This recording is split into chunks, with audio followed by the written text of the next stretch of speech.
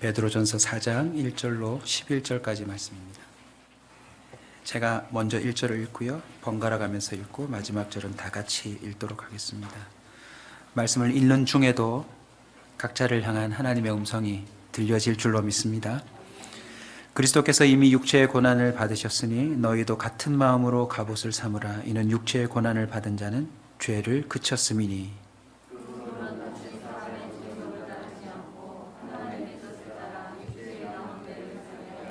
너희가 음란과 정욕과 술취함과 방탕과 향락과 무법한 우상 숭배를 하여 이방인의 뜻을 따라 행한 것은 지나간 때로 족하도다.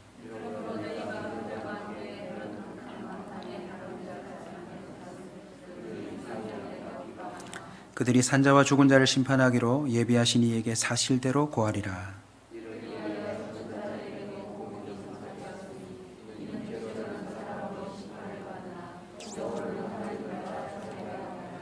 만물의 마지막이 가까웠으니 그러므로 너희는 정신을 차리고 근신하여 기도하라.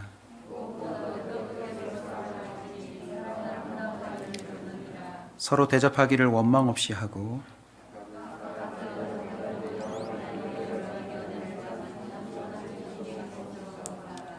함께 읽습니다.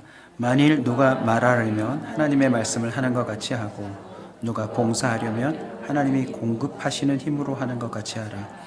이는 범사에 예수 그리스도로 말미암아 하나님이 영광을 받으시게 하려 함이니 그에게 영광과 권능이 세세에 무궁하도록 있느니라. 아멘. 역할에서의 승리라는 주제로 5월 한 달 하나님의 말씀의 은혜를 살피고 있습니다. 오늘 본문을 통해서는 하나님이 공급하시는 힘으로 라고 하는 제목으로 말씀의 은혜를 나누겠습니다. 예수 믿는 사람은요, 믿기 전과 후가 달라야 합니다. 그냥 다른 게 아니라 반드시 완전히 달라야 합니다. 제가 좀 부드러운 언어를 선택할 수도 있지만 좀 과격하죠. 반드시, 완전히. 이렇게 생각해 보시면 그 이유를 좀 이해하실 겁니다. 미장원에 갔는데 염색도 하고 파마도 했는데 별로 표시가 안 난다. 더 속상한 건 아무도 몰라본다. 기분 나쁘지 않으세요? 돈이 얼만데.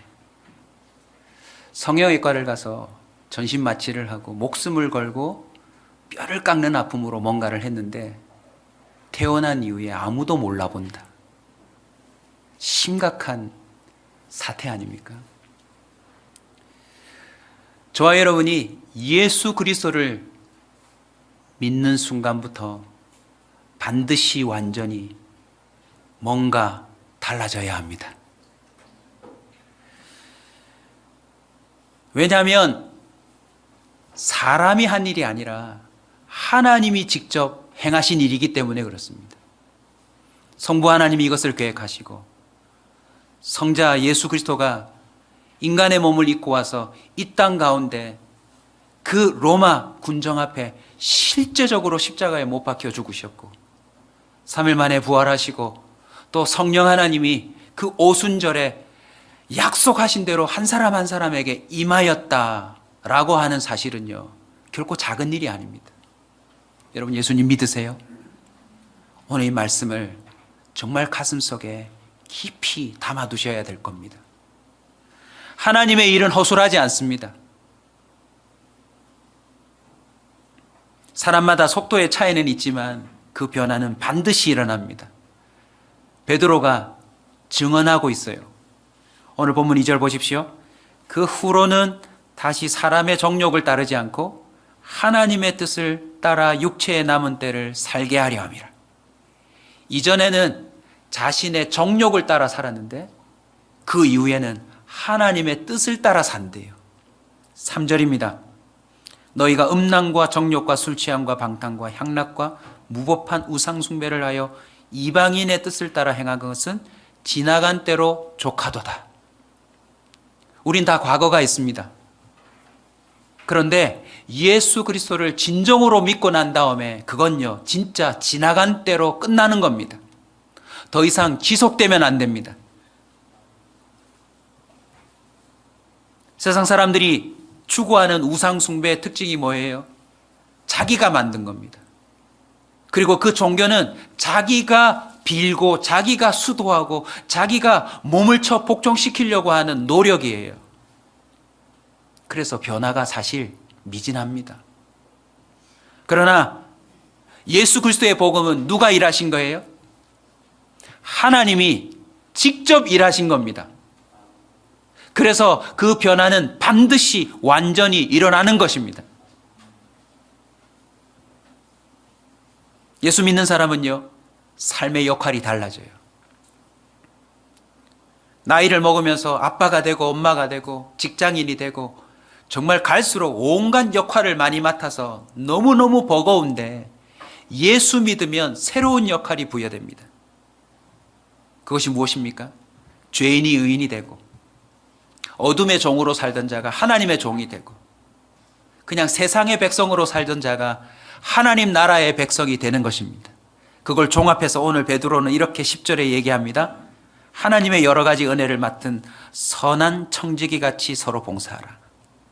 청지기란 말 들어보셨나요? 쉽게 바꾸면 위탁받은 사람을 의미합니다. 우리 쪽에서 말하면 우리는 빌린 자입니다. 시간 내 거 아닙니다. 빌린 거예요. 몸 내 거 아닙니다. 하나님이 우리에게 빌려주신 거예요. 우리 몸 안에 있는 영혼도요, 우리가 선택할 수 있는 것이 아니었습니다. 하나님이 우리에게 주신 것입니다. 그걸 청지기라고 하는데 악한 청지기도 있으니까 선한 청지기라고 얘기한 거겠죠. 여러분, 자기 것이 아닌데 자기 거인 것처럼 마음대로 살아가는 존재를 악한 청지기라고 합니다.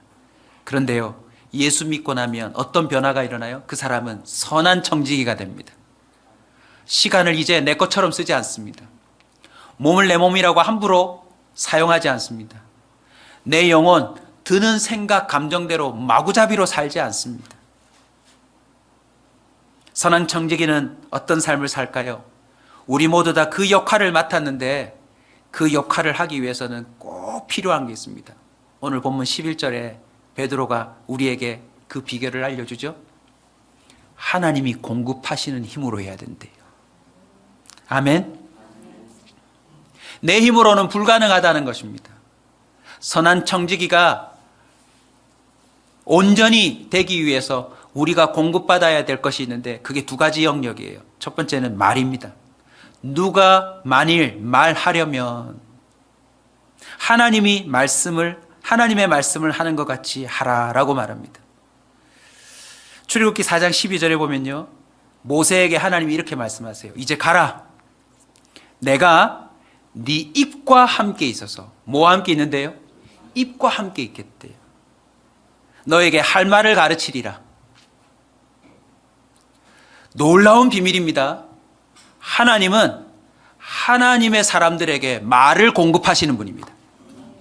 여러분, 대한민국을 비롯해서 세계 곳곳에서 말 제일 예쁘게 하는 사람이 누구든가요? 청소년 설교에 이렇게 이야기하면 청소년들은 대부분 이럽니다. 나. 그리고 너 아니야 이러면 대번에 욕이 나옵니다. 아나운서 아닙니까? 아나운서 말을 얼마나 이쁘게 합니까? 아나운서가 육두문자 쓰는 거 보셨어요? 그들은 왜 말을 이쁘게 할까요? 자기의 말이 아니라 공급되는 말을 하기 때문에 그렇습니다. 작가가 다 적어줘요. 그 대본을 벗어나서 애드립을 하다가 실수하는 아나운서가 많습니다. 오늘 이 성경 속에서 우리가 정말 놀랍게 발견해야 될 사실이 뭐냐면 하나님은 말을 공급하시는 분이다. 모세는 본래 출애굽기 4장 10절에 이렇게 말했어요. 여호와께 아뢰되 오 주여 나는 본래 말을 잘하지 못하는 자이니다. 저와 여러분의 고백 아닙니까? 여러분 안 믿으시겠지만 저 진짜 말하는 것에 대한 트라우마가 있거든요. 중고등학교, 초등학교 뒤돌아보면 앞에 나가서 발표하는 걸 너무너무 힘들어했던 사람이 저였습니다. 근데 지금 이렇게 말을 잘하고 있네요. 하나님이 공급해 주시지 않으면 저도 이렇게 말을 못해요. 주께서 주의 종에게 명령하신 후에도, 나에게 역할을 주신 후에도 역시 그러하니 나는 입이 뻣뻣하고 혀가 둔한 자입니다 라고 모세가 그렇게 말합니다. 근데 하나님은 모세에게 계속 말하세요. 가라. 내가 내 입과 함께 있어서 너에게 할 말을 가르치리라. 예수님이 제자들을 파송하실 때도 뭐라고 말했죠? 장차 너희들이 핍박받고 고난받아서 사람들 앞에서 멸시당하고 어려움을 당할 때 걱정하지 마라. 내가 너희에게 뭐 하리라? 할 말을 가르치리라. 안타깝게도요, 모세가 너무 말하는 걸 어려워하자 말 잘하는 누구를 붙여줬게요? 형을 붙여줘요. 아론이라고. 근데 나중에 그 아론이 출애굽기 32장 2절에 보면 무슨 말을 하냐면, 아론이 백성에게 이르되 너희의 아내와 자녀의 귀에서 금고리 빼어서 내게로 다 가져오라, 이런 말을 합니다. 무슨 일이죠? 하나님이 보이지 않는데 자꾸 막 역사를 하니까 그 하나님을 가르쳐 주겠답시고, 모세가 산에 올라가 있는 동안 백성들에게 그 금을 모아가지고 금방에 있는 금송아지 같은 형상을 만들어서 이게 우리를 인도하신 하나님이라고 말해버린 거 있지요. 여러분, 말 잘하는 사람들이 오히려 말에 실수가 많다는 사실을 아세요, 여러분? 자기 말이 옳다고 생각하니까. 그 말이 훨씬 합리적이고 논리적이라고 생각하기 때문에 말의 실수가 훨씬 더 많습니다. 다니엘서 2장 45절에 보면 외딴 나라의 포로로 잡혀갔던 다니엘에게 큰 위험이 닥치는데요, 그 나라의 왕이 얼마나 폭군이냐면 이렇게 말해요. 자기가 꿈을 하나 꿨는데 나이트메어예요. 악몽을 꾼 거죠. 그리고는 그 나라에 있는 모든 주술사들과 무당들과 똑똑한 사람들에게 내 꿈을 해석하라라고 명령을 내렸는데, 이 왕이 얼마나 어이없냐면 꿈을 얘기 안 해주고 해석하래요. 해석을 당연히 못하죠. 그러니까 모든 주술사들과 그에 해당하는 사람들을 다 죽이라고 명령을 내린 거 있죠. 그 명령을 받들고 그 장관이 나가려고 할 때 다니엘이 그 사람을 잡습니다. 무슨 일이냐? 그래? 그러면 내가 말해주겠다 하고서는 다니엘서 2장 45절입니다. 손대지 아니한 돌이 산에서 나와서 쇠와 녹과 진흙과 은과 금을 부서뜨린 것을 왕께서 보신 것은, 꿈을 맞춰버렸어요. 설명을 다 합니다. 그리고 이렇게 말합니다. 크신 하나님이 장래 일을 왕께 알게 하신 것이라. 이 꿈은 참되고 이 해석은 확실하니라. 다니엘의 꿈대로 그대로 이루어집니다. 다니엘은 이 말을 어디서 들었을까요? 하나님께로부터 공급받은 겁니다. 예레미야도 1장 6절에 보면 슬프도소이다 보소서 나는 아이라 말할 줄 알지 못하나이다 라고 말하자 여호와께서 예레미야에게 이렇게 말합니다. 너는 아이라 말하지 마라. 너는 내가 누구에게 보내든지 너는 가며 내가 내게 무엇을 명령하든지 너는 말할지니라. 여러분, 오늘 복 받으신 거예요. 사실 우리는 말을 잘 못해서 고통당하는 자들 아닙니까? 안 그래요, 여러분? 그런데 아이라고 말할 필요도 없고 입이 뻣뻣하다고 핑계댈 필요가 없대요. 왜요? 내가 말하는 것만 말하면 된대요. 여러분, 대본에 있는 거 말 못합니까?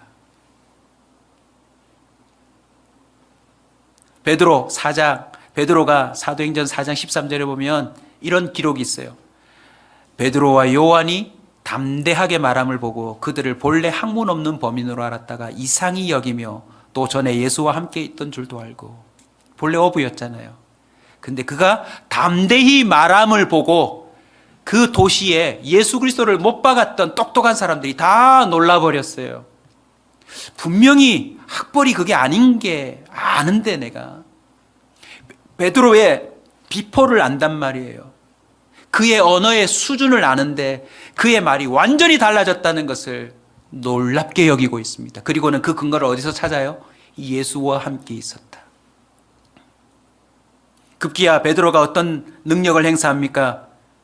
사도행전 3장 6절에 보면 따라서 합시다. 은과 금은 내게 없거니와 내게 있는 이것을 내게 주노니 나사렛 예수 그리스도의 이름으로 일어나 걸으라. 여러분, 이 말에 안진뱅이가 일어나잖아요. 베드로가 말할 수 없는 것입니다. 하나님이 그에게 공급한 말을 그대로 선포할 때 기적이 일어나는 것입니다. 저도 가능한 느끼셨겠지만 설교 중에 예화를 많이 안 하려고 해요. 꼭 필요한 예화만. 왜냐하면 성경 외의 사람들의 이야기는 해석이 틀릴 수 있어요. 왜냐하면 그 사람의 삶을 어느 누가 확정 지어줍니까? 그때 그 사건에 들어가 보지 않았는데, 포장될 수도 있는데. 그래서 신기하게도요, 말씀만을 전하려고 애를 쓰는데 어떤 때는 내가 원고를 봐도 한심할 때가 있어요. 왜냐하면 인간적인 느낌에서 별로 유머도 없고 너무너무 냉랭하고 너무너무 지루해 보이는 성경 말씀밖에 없어요. 그런데 그 말씀이 선포될 때 사람에게 가장 큰 역사가 나타난다는 걸 저는 언제나 발견합니다. 오히려 내가 좀 해보겠다고 유머를 던지고 이걸 논리적으로 더 뒷받침하겠다고 어떤 예화를 끌어오다가 오히려 성경의 그 의미들을 놓칠 때가 많더라는 거죠. 잠언은 이렇게 말합니다. 15장 28절. 의인의 마음은 대답할 말을 깊이 생각하여도 악인의 입은 악을 쏟느니라. 저와 여러분이요, 말을 내뱉을 때 순간적으로 이 말이 어디서부터 출발한 것인지를 살필 줄 아는 조심성이 좀 있어야 합니다. 왜냐하면 사탄이 우리에게 생각과 말을 넣을 수도 있거든요. 저는 청소년 사역을 해서 말의 위력을 압니다. 우리 아이들이 얼마나 욕을 잘 창조해내는지 모릅니다. 저도 어릴 적 욕을 많이 듣고 욕을 또 하고 살았지만 요즘 애들은요, 창조적인 능력이 있어요. 참 죄송합니다. 창조는 주님께만 묻혀야 되는데 그 정도로 우리 애들이요, 별별 욕을 만들어내가지고, 특히 여자아이들, 남자아이들은 여자아이들한테 집니다. 욕이 한 10개 있다면 여자들은 그 욕으로 10개 가지고 한 1000개를 응용해서 남자아이들을 갈아 마시더라고요.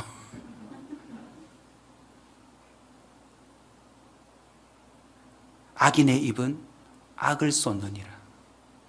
내 말이 지금 나의 정체성을 얘기해주고 있다는 사실을 기억해야 합니다. 선한 청지기가 누구입니까? 하나님이 공급한 말을 구사하고 살아가는 사람을 의미합니다. 아멘. 비싼 밥 먹고 엉뚱한 말을 하는 자가 아니라 그 존귀한 생명으로 성령의 바람을 일으키고 살아가는 입술이 바로 선한 청지기라는 것입니다. 여러분, 이렇게 말씀을 전하고 말씀을 들었음에도 불구하고 예배 끝나자마자 우리가 실언할 수도 있어요. 여러분, 실언이 뭡니까? 실수하는 말 아닙니까? 한번 내뱉은 말은 주워 담을 수 없다라고 했던 것처럼 말은 얼마나 큰 위력이 있는지 모릅니다. 혼자 말은 그나마 다행이에요. 물론 그것도 하나님 심판하십니다. 혹 내 말이, 발 없는 말이 천리를 간다듯 다른 사람에게 가서 감정이 상했다라고 하면요, 그게 얼마나 큰 위험한 일인 줄 아세요? 감정이 상했다는 건 그 사람의 영혼을 다치게 했다는 것을 의미합니다. 물론 말하는 사람도 감정이 상해서 말한 것이겠지만 그 말 자체가 벌써 영혼에 문제가 생겼다는 것을 증명하는 겁니다, 여러분. 나중에는요, 실언이 망언이 돼요. 망언은요, 하나님 말씀과는 전혀 맞지 않는 비논리적이고 해서는 안 될, 드러나서는 안 되는 소리에 해당하는 게 망언입니다, 망언. 솔로몬의 배다른 형 중에 아도니아라고 하는 사람이 있는데요, 왕상 1장 5절에 보면 이 사람이 말로 실수를 많이 해요. 다윗이 지금 막 죽어가려고 할 때 차기 왕을 뽑아야 되는데 하나님이 누구로 정해놓았죠? 솔로몬 아닙니까? 근데 아도니아가요, 대뜸 이렇게 말합니다. 스스로 높여서 이르기를 내가 왕이 되리라. 내 말 속에서요, 내가 왕이 되겠다, 내가 주인이 되겠다, 내가 심판자가 되겠다, 내가 어떻게 하겠다라고 하는 교만함이 묻어나오는 말이 나오면 그 사람은 벌써 멸망이 시작된 겁니다. 내 입에서 교만 섞인 어투의 말이 나오면 그 사람은요, 시간만 남아있지 벌써 망하기 시작한 겁니다. 그게 성경의 증언이에요. 솔로몬이 왕이 됩니다. 아도니아가 왕 노릇하는 것을 두고 아도니아가 솔로몬의 왕 즉위식을 듣고 제단으로 달려가 뿔을 잡고 살려달라고 요청합니다. 다행히 살려줘요.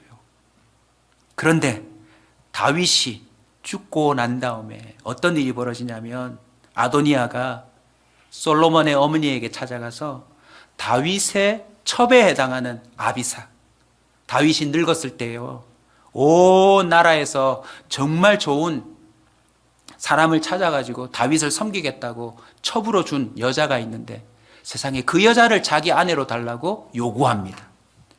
왕상 2장 23절요. 여호와를 두고 맹세하여 이르되, 솔로몬의 말입니다. 아도니아가 이런 말을 하였은즉 그의 생명을 잃지 아니하면 하나님은 내게 벌 위에 벌을 내리심이 마땅하니라. 이런 말을 하였은즉 결국 말의 대가를요 치른다는 겁니다. 그렇게 사랑하던 부부가 왜 깨어집니까? 말 때문에 깨어집니다. 그렇게 친했던 친구가 왜 원수가 됩니까? 말 때문입니다. 아름답게 시작되었던 교회마저도 언제 깨집니까? 말 때문입니다. 일본과 우리나라가 집요하게 싸우는 게 뭐 때문입니까? 망언 때문입니다. 지금도 전 세계 곳곳에 결국은 사람들의 말 때문에 어마어마한 전쟁이 일어나고 있다는 것을 우리는 목격하지 않습니까? 야고보서 3장 2절은 우리 온사교회의 주제 말씀과도 연결되는데요. 우리가 다 실수가 많으니 만일 말에 실수가 없는 자라면 곧 온전한 사람이라. 할렐루야. 온전한 사람이 누구라고요? 말에 실수가 없는 사람. 불가능하죠. 이런 설교를 하고 있는 저도 살아있는 동안에는 실언을 하는데요. 결국 무슨 뜻입니까? 혀를 제어할 자가 없다라고 성경은 말하는데 말에 실수가 없다는 것은 결국 하나님이 그를 제어하고 있다는 것을 증명하는 것입니다. 저와 여러분의 입술은 하나님의 능력에 의해 제어당할 수 있습니다. 아멘.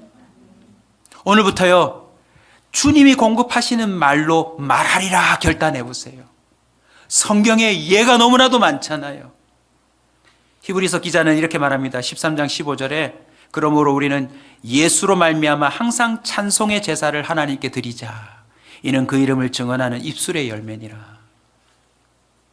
주님이 공급하시는 말로 말하는 게 찬송의 제사다. 짧게 말하면 그게 예배입니다. 1부, 2부, 3부 여기에 와 있는 것도 예배이지만 우리가 어디를 가든지 입술을 열어 말하는 것도 주님 앞에 찬송의 제사가 된다는 것. 그게 결국 내 인생의 입술의 열매로 돌아온다는 걸 성경은 증언하고 있습니다. 여러분 오늘부터 주님이 공급하시는 말로 합시다.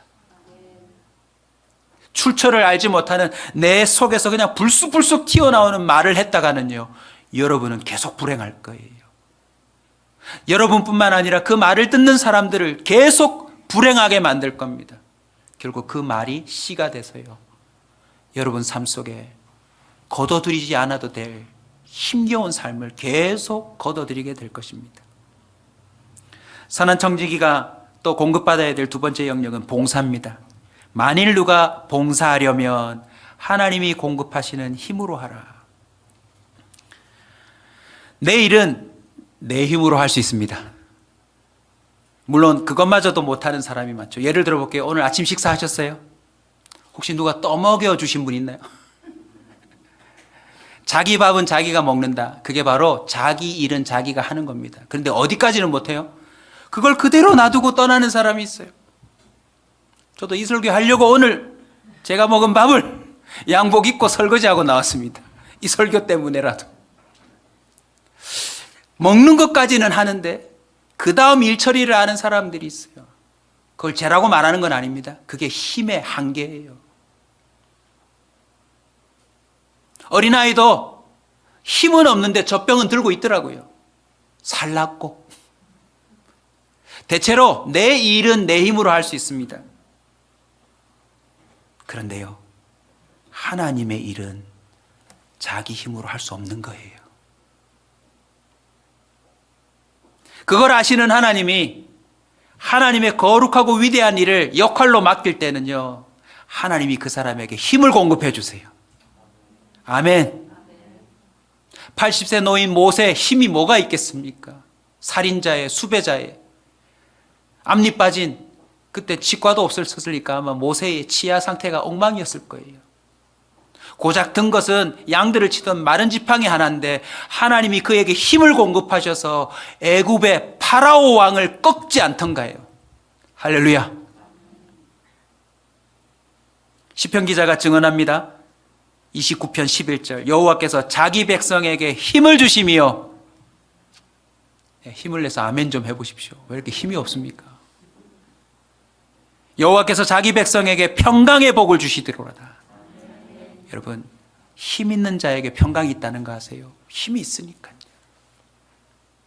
누가 불안해합니까? 누가 두려워합니까? 누가 걱정하고 고민합니까? 힘없는 자들이 떨면서 사는 것입니다. 비록 우리는 힘이 없지만 하나님의 힘이 공급되면 그 두려움의 경계를 넘어 평강의 삶을 살 수 있음을 믿으시기 바랍니다. 저와 여러분의 힘의 특징을 좀 설명해 볼까요, 여러분? 예. 자, 힘 한번 해봅시다. 하나, 둘, 셋. 힘! 자, 보세요. 제가 이렇게 시켜도 50%만 하고 50%는 안 하세요. 이게 우리의 힘의 특징입니다. 저와 여러분의 힘은 용기 안에 담겨져 있어요. 용기? 컬리지 용기 말고요. 그릇.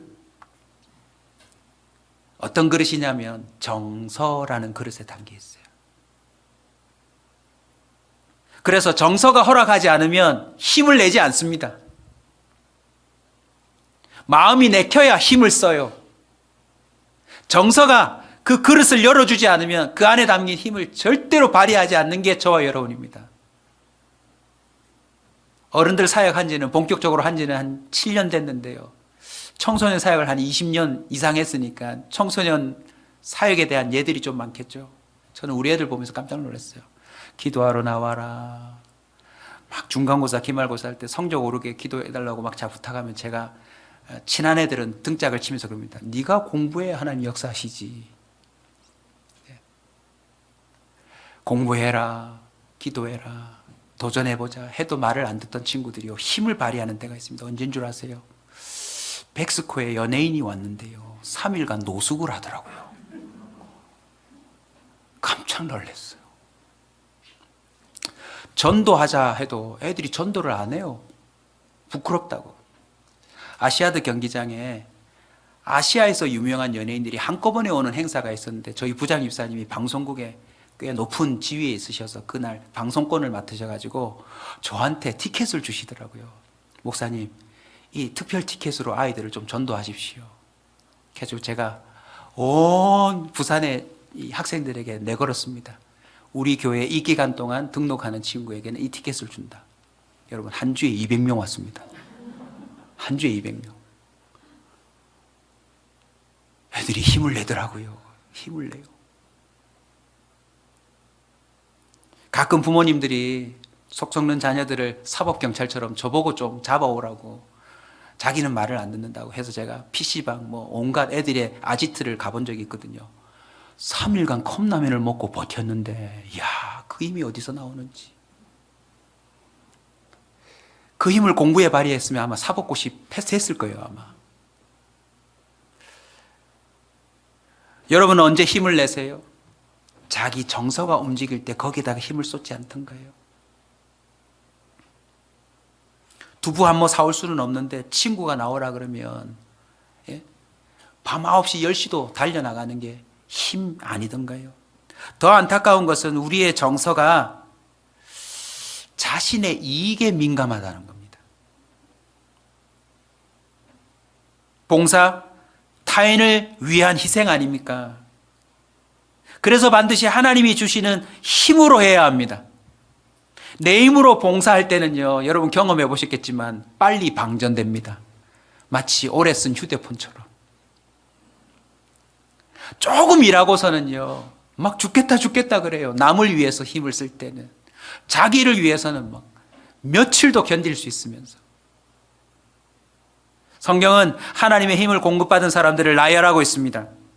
한나 자신의 힘으로 아이를 출산하지 못했어요. 하나님이 그에게 힘을 공급하셔서 아이를 출산하고 그 이름을 사무엘, 내가 구하였더니 하나님께서 내게 주셨다라는 뜻 아닙니까? 오늘 설교와 연관하면 사무엘의 뜻은 이렇습니다. 내가 구했더니 하나님이 공급하셨다. 할렐루야. 그가 사무엘상 2장 10절에 이렇게 말합니다. 여호와를 대적하는 자는 산산이 깨어질 것이라. 하늘에서 우레로 그들을 치실 것이다.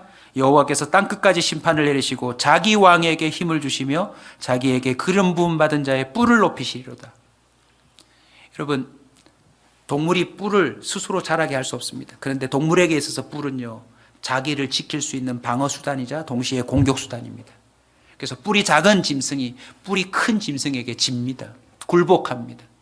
그래서 높은 뿔은 그것의 영광이기도 합니다. 근데 한나가 얘기해요. 자신의 뿔을 하나님이 높이셨다고. 무슨 뜻입니까? 한나에게 하나님이 공급했다는 겁니다. 자신의 힘으로 살던 삶에서 하나님이 공급하신 힘으로 살도록 은혜를 주셨다는 걸 그 여인이 증언하고 있는 것입니다.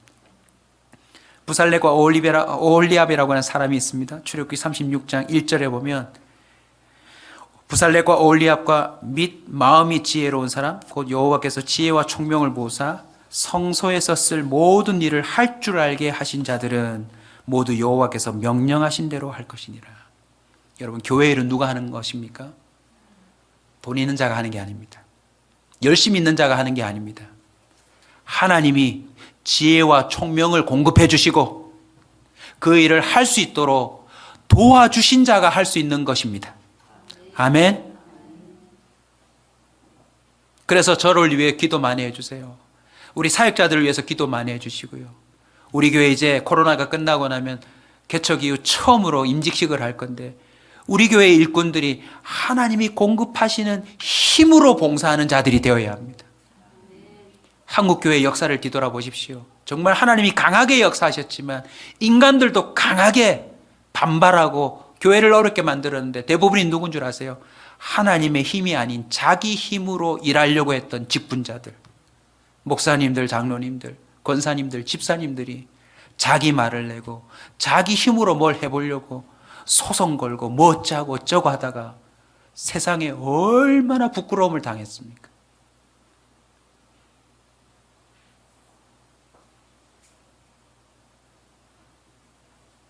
공부하러 다니는 우리 학생들이 여기 또 나와 있는데 다니엘서 1장 17절로 도전합니다. 하나님이 이 네 소년에게 학문을 주시고 모든 서적을 깨닫게 하시고 지혜를 주셨으니 다니엘은 모든 환상과 꿈을 깨달았더라. 일타 강사에게 배운 겁니까? 자기 스스로 EBS를 보고 한 겁니까? 아니면 하나님이 주셨다라고 기록하고 있습니까? 하나님이 공급했대요. 물론 개인적인 의지와 또 노력으로 애쓴 바도 있지만 하나님이 그 위에 공급한 게 있다라고 성경은 증언하고 있습니다. 우리 청소년들, 청년들요, 진로를 두고 고민하고 있는데 하나님이 공급하신 힘으로 도전하십시오. 내 힘으로 해봐야 어제 공부했는데 오늘 까먹지 않던가요? 시험 끝나고 나니까 끝나지 않던가요, 여러분?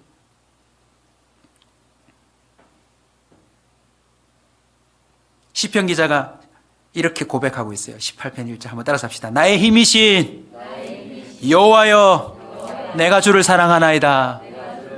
짧은 구절이지만 감격이 들어있어요.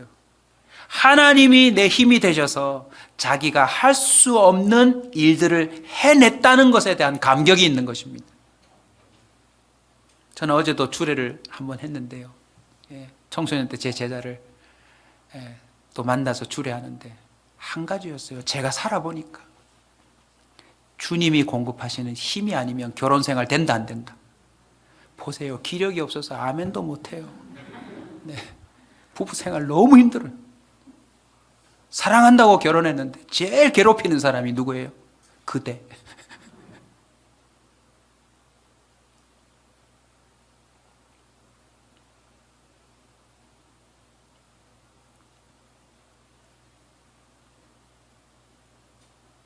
자녀를 키우는 것도 불가능한 일인 것 같아요. 제가 해보니까. 자녀들이 말을 안 들어서가 아니라 내가 무식해가지고 뭘 해볼 수가 없어요. 목회도 마찬가지고 여러분들이 각자의 직업을 갖고 있지만 직업 또한 여러분의 힘으로 불가능합니다. 코로나를 통해서 경험하잖아요.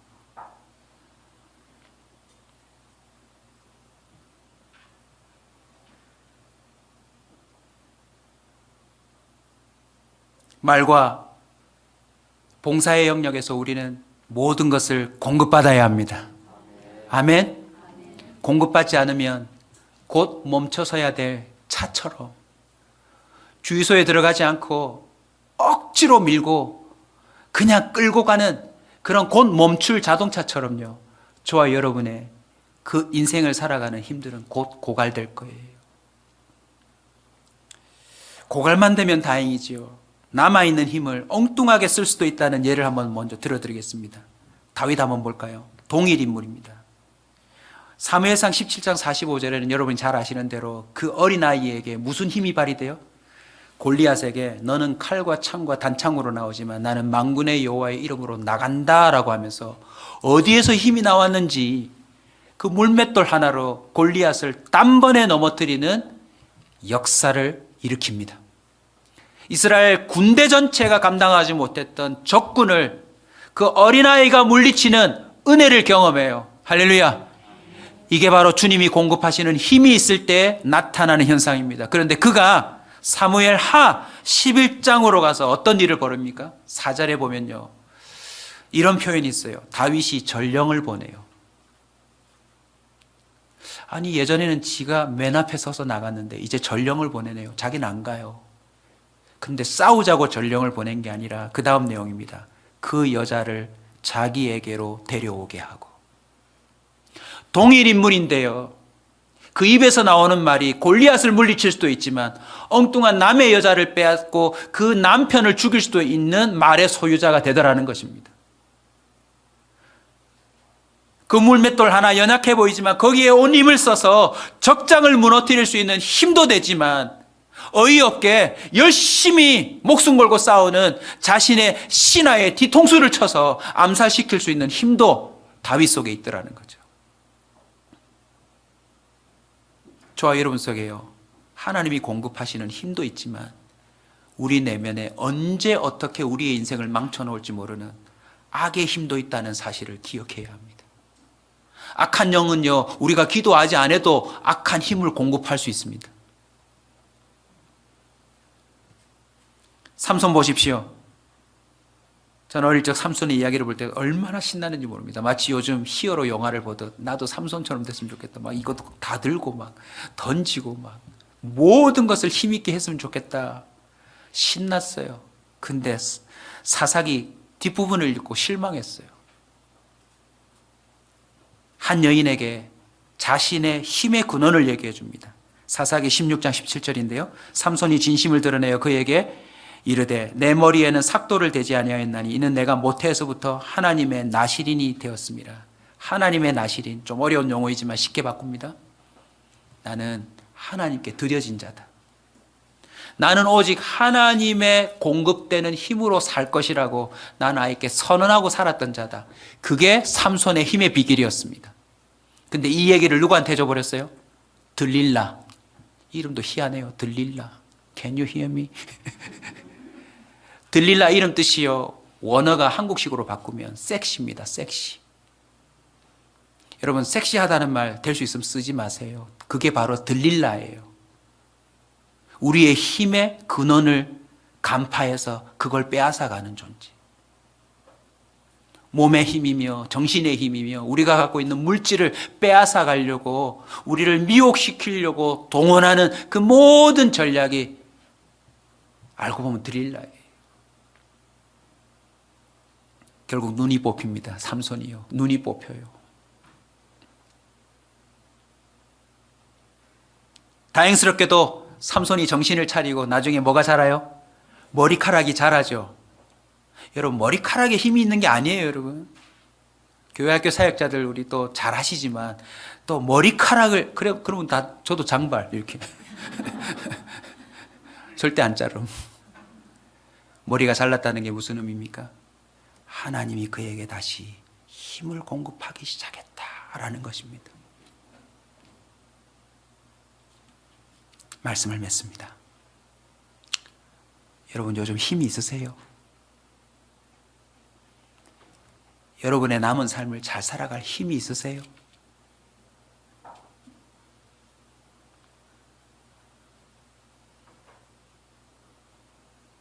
있긴 있지만 그 힘이 안 통한다라는 것을 깨닫지 않으셨나요? 우리는 이제 하나님이 공급하시는 힘으로 살아야 합니다. 아멘. 여러분의 힘을 의지하다가는요, 곧 바닥을 경험하게 될 겁니다. 내 눈앞에서 우리의 자녀와 사랑하는 사람이 손댈 수 없이 죽어나가는 걸 보게 될 겁니다. 오늘 본문 7절 보십시오. 만물의 마지막이 가까웠으니 그러므로 너희는 정신을 차리고 근신하여 기도하라. 주님이 공급하시는 힘을 받는 비결이 뭡니까? 기도하는 겁니다. 주님께 힘을 달라고 요청하는 겁니다. 그 기도의 근거는 말씀입니다. 1189장 성경에 나와 있는 모든 장수들을 샅샅이 뒤져보면요, 하나님이 한 사람에게 힘을 주실 때 언제나 말씀을 먼저 하세요. 아브라함아 가라, 모세야 어떻게 해라, 다윗아 어떻게 해라. 하나님의 말씀이 힘입니다. 말씀을 들을 때 믿음이 생기고, 말씀을 묵상할 때 하나님이 그 묵상한 자의 인생을 복 있는 사람으로, 길을 형통한 자로 만들어주시겠다 약속했습니다. 아무것도 없는데 성경 한 구절이 깨달아지면요, 힘이 생겨요. 내가 하나님 자녀구나. 하나님이 내 인생을 책임지는구나. 말씀과 기도가 하나님의 힘을 공급받는 통로라고 하나님이 정해놓으셨어요. 아멘. 돈이 힘이라고 믿으면 우리는 은행 가서 대출 받으면 됩니다. 저도 대출을 참 난생 처음으로 몇 번 받아봤는데요, 대출이 쉽지 않습니다. 왜냐하면 서류가 20-30장이에요. 그런데 공통점이 있습니다. 모든 서류에다가 제 이름을 적어야 되더라고요. 그리고 다 읽어보진 않았지만 결국 내가 책임지는 거예요. 여러분, 대출보다 기도가 쉽습니다. 주님께 부르짖으면 돼. 하나님, 저 힘 좀 주세요. 힘 좀 주세요. 하나님, 저 힘 좀 주세요. 하나님이 한번 역사하시면 하나님은 천지 만물을 지으신 능력자이기 때문에 우리에게 필요한 힘을 정확하게 공급해 주십니다. 바울이 이렇게 고백하네요. 디모데후서 4장 17절입니다. 주께서 내 곁에 서서 나에게 힘을 주심은. 너무 멋지고 부러운 표현 아닙니까? 주께서 내 곁에 서서 나에게 힘을 주심은,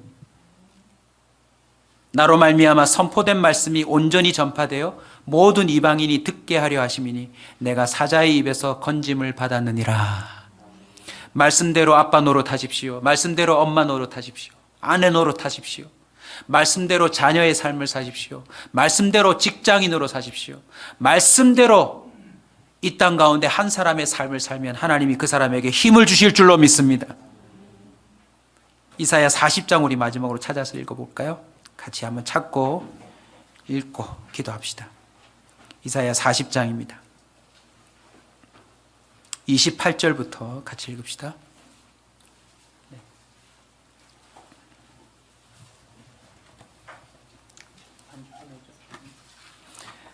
28절부터 같이 크게 읽읍시다. 시작. 너는 알지 못하였느냐? 듣지 못하였느냐? 영원하신 하나님 여호와 땅끝까지 창조하신 이는 피곤하지 않으시며 곤비하지 않으시며 명철이 한이 없으시며 피곤한 자에게는 능력을 주시며 무능한 자에게는 힘을 더하시나니 소년이라도 피곤하며 곤비하며 장정이라도 넘어지며 쓰러지되 오직 여호와를 앙망하는 자는 새 힘을 얻으리니 독수리가 날개치며 올라감 같을 것이요 다른 박질하여도 곤비하지 아니하겠고 걸어가도 피곤하지 아니하리로다. 아멘. 저도 인생을 좀 살았으니까 오늘 인생 얘기를 좀 이렇게 짧게 한번 더 던져도 양해하고 들어주십시오. 내 힘을 다 썼는데 없는 힘으로 하려고 하면 사람에게 나타나는 증상이 있어요. 뭔지 아세요?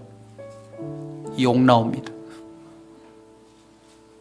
내가 힘이 있을 때는 여유가 있는데요, 내 힘이 다 소진되고 없는데 그걸 억지로라도 하려고 하면 입에서 결국 욕이 나오더라고요. 그게 공부든 목회든 그것이 선한 일이라 할지라도 내 힘으로 하려고 하면 그게 결론이에요. 그리고 나중에는 손을 들어버립니다. 그런데 하나님은 어떤 분입니까? 알지 못하느냐 너희들, 듣지 못했느냐. 영원하신 하나님, 그분은 피곤하지 않으시대요. 그분은 곤비치 않으시대요. 피곤한 자에게, 무능한 자에게 힘을 주시는 분이라고 선포하고 있습니다. 우리가 뭐만 하면 됩니까? 여호와를 앙망하기만 하면 됩니다. 그래서 우리는 내 힘을 쓰기 전에 주님을 앙망하는 것에 먼저 힘을 쏟아야 합니다. 그러면 남은 힘으로 주님이 주신 은혜들을 누릴 수 있는 힘이 있습니다. 하나님이 오늘 여러분에게 힘을 공급하겠다라고 선언하고 계십니다. 남은 삶 가운데 그 힘을 받아야 우리는 우리 인생길을 온전히 걸어가게 될 것입니다. 우리의 마지막 순간까지 지치지 않고 그 길을 마치게 될 줄로 믿습니다. 그냥 마치는 정도가 아니라 아름답게 마무리하게 될 줄로 믿습니다.